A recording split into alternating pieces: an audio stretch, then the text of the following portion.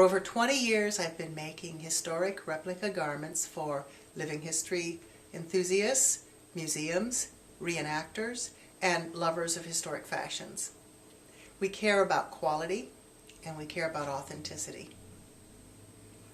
I'm Susanna. I'm Kay's daughter and an associate of Lavender's Green, and we're here to talk to you about this corset that you see. This is our basic drill corset. It was worn a style from the 1860s. This is a pattern that we have. It's a replica of an authentic pattern. So this is the kind of corset that a lot of our Civil War reenactors wear. It would be worn also from the 1850s through the 1870s. It's short in the front and covers the bust here. We start our corsets with the correct fabric. We care about the quality and we care about durability. And so this fabric is drill. It's a natural colored cotton, and it's not the kind of thing you can buy at your typical fabric store. I order this fabric from suppliers in New York or the UK. Drill is 100% cotton, it's durable, and it should give you years of service. That's right. This is the kind of corset that a lady might wear for a basic, everyday style. In the 1860s, they were starting to have fancier, frillier corsets made of red, black, white, silks and wools even, with lots of trimming. But for a reenactor or somebody who just needs a comfortable, strong corset, this is what we recommend. Here's a closer look at the basic drill corset.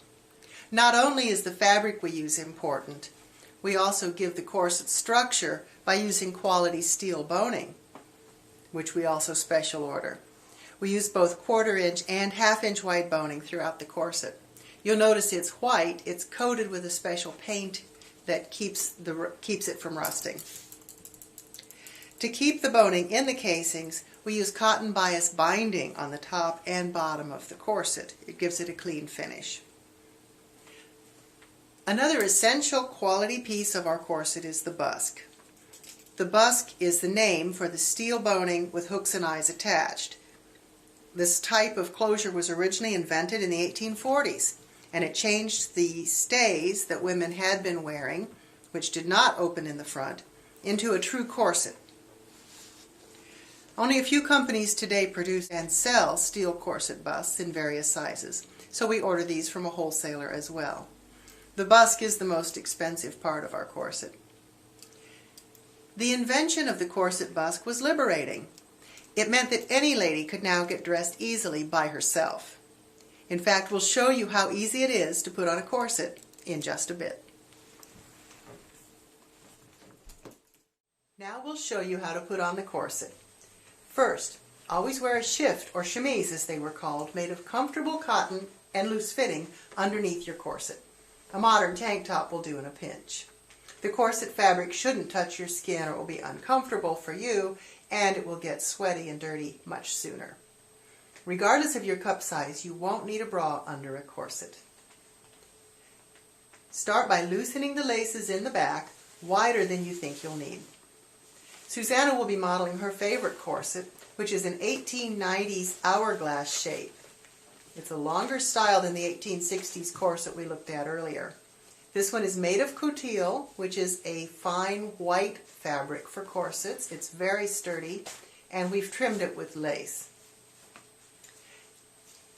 Put on the corset like a belt, making sure the top of the corset, the part with the fullness for your bust, is on the top.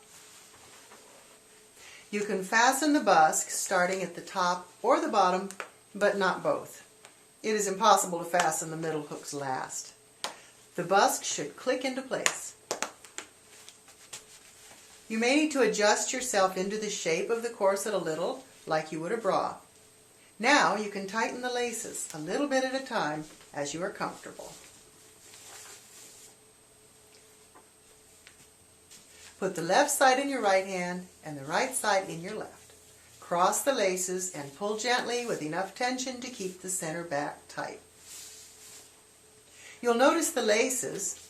Corsets were tightened with one long piece of tie, much like a modern shoestring. It laced back and forth down the corset, with the ties that you tighten extending from the waist area, so you'll get the maximum tightness at the smallest part of the body. The two sides of the corset should not meet at the center back. Rather, they should be 2 to 4 inches apart to give you flexibility and room for adjustment with weight loss or gain. The bones in the back should always be parallel to each other. If the top is much tighter than the bottom, for example, when you move and bend in it, the bones will buckle and poke you. A corset that fits well will be equally tight along the length of the back. With the laces crossed, bring them around to the center front and tie in a bow if they are long enough. That way you can easily tighten, loosen, and take off your corset by yourself. No fumbling around with your arms uncomfortably behind your back. Another alternative on these longer corsets, especially if you're wearing a later style dress which is smooth over the belly, is to use this hook and tie your corset lower. That way you won't have the bow or the knot showing under your dress. When you're wearing your corset, you should be able to bend at the waist and move around as you need. You can sit, dance, cook, even nap in a corset. Now you know what makes our corsets high quality, period correct, and comfortable. Check out our website at www.lavendersgreen.com for more details on ordering a corset that's right for you.